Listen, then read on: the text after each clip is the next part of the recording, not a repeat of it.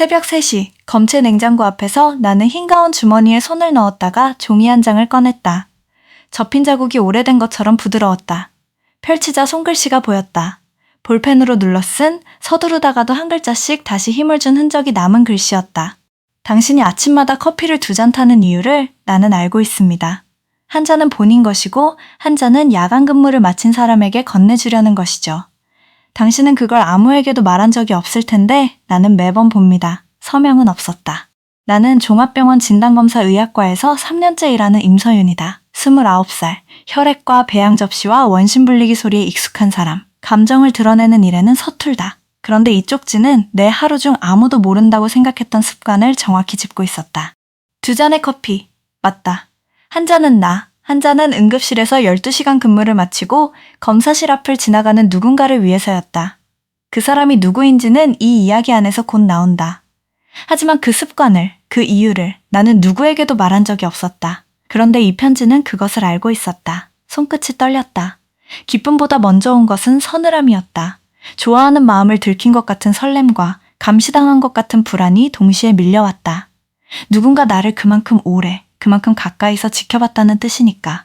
나는 종이를 다시 접어 가운 안주머니 깊숙이 넣고 검체 처리를 계속했다. 하지만 손은 기계적으로 움직여도 머릿속은 온통 한 가지 질문으로 가득 찼다. 누구지? 가장 먼저 떠오른 얼굴은 오빈이었다. 응급의학과 3년차 전공에 나보다 1살 많고 야간 근무가 끝나면 항상 검사실 유리문 앞에서 잠깐 멈춰서서 안을 들여다보곤 했다. 처음엔 검체 결과를 재촉하려는 줄 알았다. 그런데 언젠가부터 그는 결과지를 받으러 온 게 아니라 그냥 나를 보러 온 것처럼 느껴질 때가 있었다. 착각이라고 몇 번이나 스스로 다잡았다. 다음 날 아침, 나는 평소처럼 커피 2잔을 준비했다. 한 잔을 들고 응급실 쪽 복도로 걸어가는데 오빈이 먼저 나와 있었다. 눈밑이 거뭇했고 어깨는 축 처져 있었다. 오늘도 늦게까지 계셨네요. 내가 커피를 건네며 말했다. 임 선생님 커피 없었으면 이 병원 진작 나갔을 거예요. 그가 웃으며 받았다. 늘 하던 농담이었다. 나는 그 웃음 속에서 뭔가를 찾으려 애썼다. 그가 알고 있을까? 그가 썼을까? 하지만 그의 눈빛에는 특별한 동요가 없었다. 너무 자연스러워서 오히려 의심스러웠고 너무 자연스러워서 오히려 아니라는 확신도 들었다. 그날 오후 검사실 동료인 민지가 내 어깨를 툭 쳤다. 서윤아, 요즘 뭔가 좋은 일 있어? 얼굴이 달라. 아니 왜? 몰라. 그냥 봄바람 부는 사람 얼굴이야. 민지가 장난스럽게 웃었다. 나는 아무 말도 하지 않았지만 속으로는 뜨끔했다. 편지 이야기를 하고 싶었지만 하지 않았다. 이상하게도 이건 나만 알고 있어야 할 것 같았다. 마치 그 편지를 쓴 사람과 나 사이에만 통하는 암호처럼. 다음 날 2번째 편지가 왔다. 이번엔 가운이 아니라 사물함 안에 있었다. 자물쇠가 걸려있는 사물함인데 어떻게 들어갔는지 알 수 없었다. 당신은 힘든 검사 결과를 전할 때마다 잠시 눈을 감았다가 뜹니다. 그건 마음의 준비가 아니라 그 사람의 무게를 당신 몸으로 잠깐 대신 짊어지려는 습관 같아요. 이번엔 소름이 돋았다. 그건 정말로 아무도 알아채지 못했을 거라 생각한 버릇이었다. 나조차도 의식하지 못하고 하던 행동이었으니까. 나는 사물함 열쇠를 누가 만질 수 있는지 곱씹었다. 검사실 직원들, 그리고 청소 담당자, 그리고 어쩌면 병동을 자유롭게 드나드는 의사들. 갑자기 병원 안의 모든 사람이 용의자처럼 보이기 시작했다. 그 주 금요일, 검사실에 원인 모를 소동이 있었다. 배양검체 라벨이 뒤바뀌어서 잠깐 혼란이 있었는데 그걸 가장 먼저 발견하고 침착하게 정리한 사람이 나였다. 다들 놀랐다. 특히 검사의학과 과장인 최 선생님이 나를 따로 불러 칭찬했다. 임 선생, 자네처럼 세심한 사람 오랜만이야. 자네가 이 병원에 얼마나 필요한 사람인지 알고 있나? 칭찬을 듣는 순간에도 나는 편지를 떠올렸다. 혹시 최 선생님일까? 그럴 리 없다고 생각하면서도 그가 나를 오래 지켜봐 온 사람이라는 걸 부정할 수는 없었다. 하지만 최 선생님은 쉰을 넘긴 가정이 있는 분이었다. 아니라고, 다행이라고, 그리고 조금은 허탈하게 나는 고개를 저었다. 그날 밤 나는 당직실에서 잠깐 눈을 붙이려다 오빈과 마주쳤다. 그는 자판기 앞에서 커피를 뽑고 있었다. 임 선생님, 요즘 뭔가 신경 쓰이는 일 있어요? 표정이 복잡해 보여서. 나는 순간 망설이다가 물었다. 선생님, 혹시 제 가운 주머니에 뭐 넣으신 적 있으세요? 그의 눈이 커졌다. 가운 주머니요? 아니요. 왜요? 당황한 표정이었다. 연기라기엔 너무 즉각적이었다. 나는 아니라고 대답하며 넘어갔지만 마음 한구석은 여전히 그를 완전히 지우지 못했다. 사람의 놀람은 두 가지 이유로 온다. 정말 몰라서 혹은 들켰다는 걸 감추려고. 세 번째 편지는 더 대담했다. 검사실 컴퓨터 모니터에 붙은 포스트잇이었다. 오늘 당신은 세 번째 검체 오류를 발견했고 아무에게도 티내지 않고 조용히 바로잡았습니다. 당신은 실수를 지적받는 사람들의 부끄러움까지 헤아리는 사람이더군요. 나는 그게 당신을 좋아하게 된 이유 중 하나입니다. 좋아하게 된 이유라는 문장을 처음 본 순간이었다. 나는 그 자리에 얼어붙었다. 이건 더 이상 관찰이 아니라 고백이었다. 나는 결심했다. 이번엔 직접 확인해야 했다. 나는 검사실 CCTV 담당자인 시설관리팀 김주임에게 부탁해 최근 며칠간 검사실 출입 기록을 살펴봐도 되겠냐고 물었다. 임 선생님이 그런 걸 왜요? 그가 웃으며 물었다. 그냥 개인적인 일이 있어서요. 나는 얼버무렸다. 기록을 확인한 결과 내 사물함 근처에 유독 자주 나타난 사람이 있었다. 약재부 소속의 강도연이라는 약사였다. 나이는 나보다 3살 많고 평소 인사만 나누던 사이였다. 그가 왜 자꾸 검사실 근처를 지나갔는지 이해되지 않았다. 나는 다음 날 약국 창구로 그를 찾아갔다. 심장이 두근거렸다. 저기 강 선생님 잠깐 시간 괜찮으세요? 그는 조금 놀란 표정을 지었다가 고개를 끄덕였다. 우리는 병원 뒤뜰 벤치에 앉았다. 요즘 검사실 근처에 자주 오셨더라고요. 내가 조심스럽게 운을 뗐다. 그의 얼굴이 살짝 붉어졌다. 그거 사실은 내 심장이 쿵 내려앉았다. 이 사람이구나. 드디어 알아낸 걸까. 제가 요즘 항응고제 관련해서 검사실이랑 협의할 일이 많았어요. 처방 오류 줄이려고 프로토콜 바꾸는 중이라서요. 그는 담담하게 말했다. 그것 때문에 왔다 갔다 한 거예요. 왜, 무슨 일 있으세요? 허탈함이 밀려왔다. 아니었다. 나는 얼른 말을 돌리고 자리를 떴다. 그날 밤 나는 지쳐서 당직실 소파에 몸을 기댔다. 편지는 내 통째 오지 않았다. 마치 내가 범인을 찾으려 한다는 걸 눈치챈 것처럼 침묵이 이어졌다. 일주일이 흘렀다. 나는 그 사이 이상하게도 편지가 그리워졌다. 누군가 나를 그렇게 세심하게 봐준다는 것이 무섭기보다는 오히려 위로가 되었다는 걸 인정할 수밖에 없었다. 매일 반복되는 검사와 수치와 피로 속에서 누군가 나의 사소한 습관 하나하나를 소중하게 여겨줬다는 사실이. 그러던 어느 밤 나는 야간 당직을 서다가 응급실 앞을 지나게 되었다. 오빈이 환자 인수인계를 마치고 복도 의자에 앉아 있었다. 그는 나를 보더니 손짓으로 불렀다. 임 선생님, 잠깐 앉아요. 얼굴이 안 좋아 보여요. 나는 옆에 앉았다. 정적이 흘렀다. 실은요. 그가 먼저 입을 열었다. 요즘 검사실에 무슨 일 있어요? 며칠 전부터 표정이 복잡해 보이던데. 나는 망설이다가 결국 다 털어놓았다. 편지 이야기, 그동안의 의심, 강도연 약사와의 오해까지. 말하고 나니 이상하게 후련했다.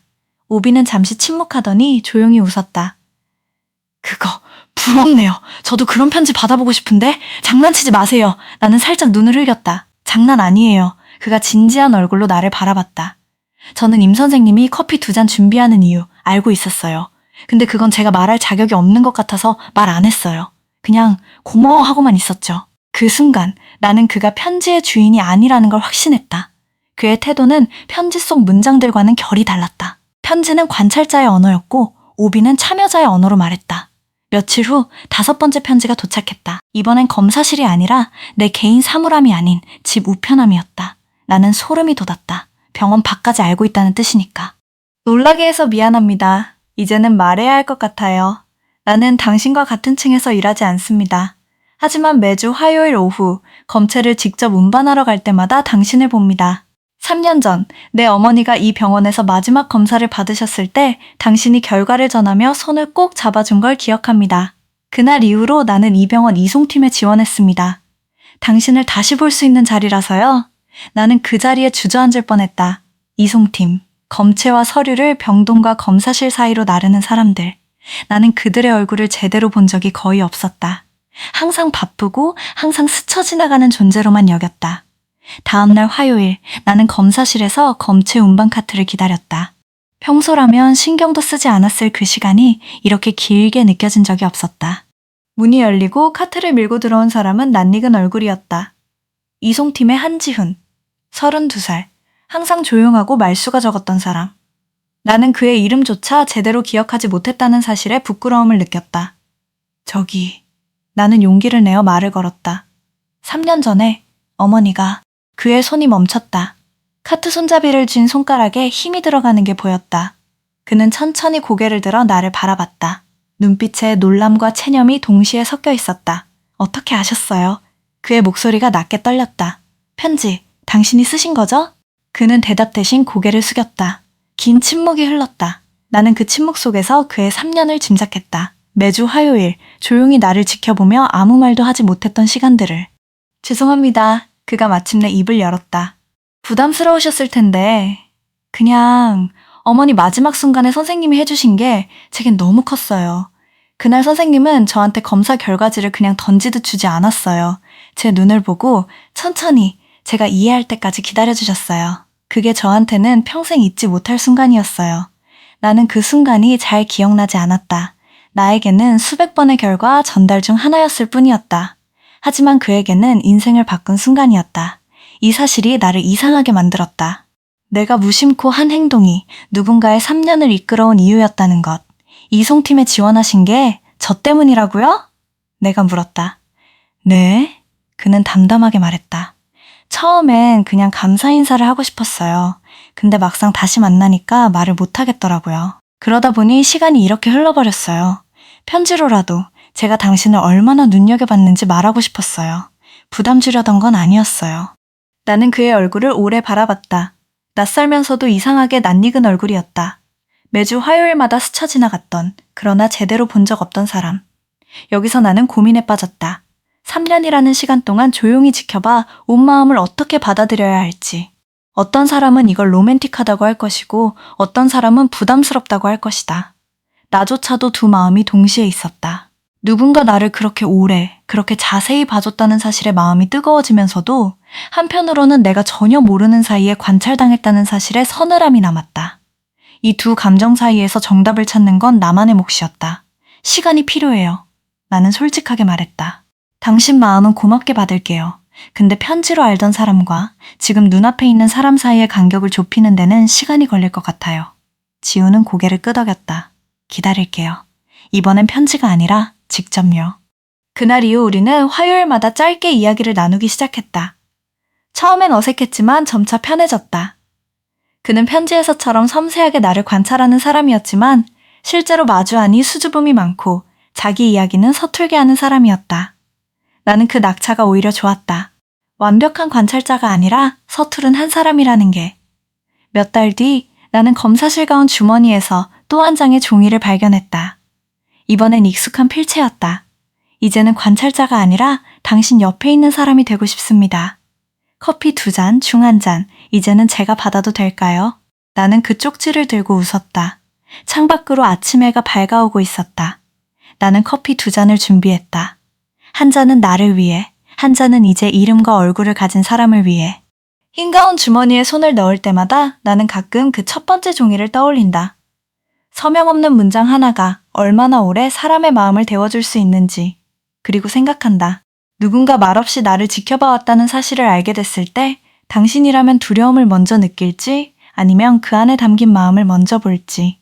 나는 아직도 그 답을 완전히는 모르겠다. 다만 한 가지는 분명하다. 어떤 마음은 말이 되지 못한 채로도 오랫동안 누군가를 지켜줄 수 있다는 것.